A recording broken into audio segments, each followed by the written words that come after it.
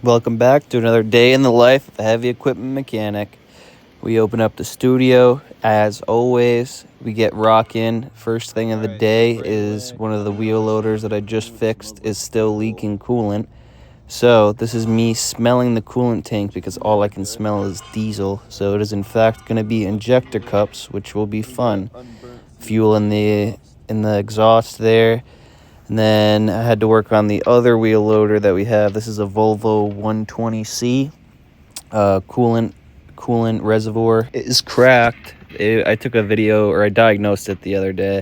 So that was pretty simple. It was like 3-4 hoses plus the 4 bolts up top. So I got that banged out pretty quick. This is me just swapping over the brackets that hold it to the top of the hood there. Used the vice grips because the bolts there kept spinning, so this is just my best option without just sitting there struggling all day. So after I did this, I threw back on the hoses, filled her back up with some Coolante, and we sent her.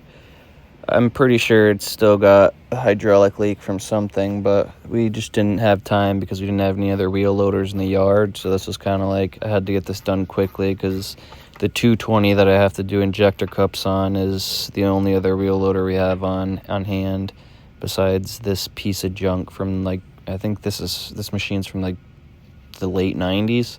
So you're going on like 30 something years old. Get cracking on that 220G. This is me just taking off all the stuff up top, like the intake tubes and the actual intake air box itself. This is going to be probably a pretty easy job for the most part. Cracking loose those valve cover bolts wasn't all that bad. You'll notice too, I'm more of a hand tool type of guy. I just don't really like electric tools. It's how you break shit, and then you just end up making the job harder on yourself. So if you use hand tools, you're less likely to break something because you can actually feel what you're doing. Then I get cracking by moving the DOC out of the way, strapping it up with some of our cheap rubber bungee cords.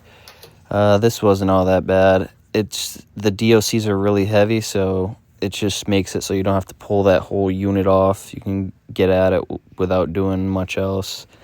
Today I got at least the valve cover off, so it'll be a good start for tomorrow. But if you enjoy this type of content, give me a like and a follow and stay tuned for more.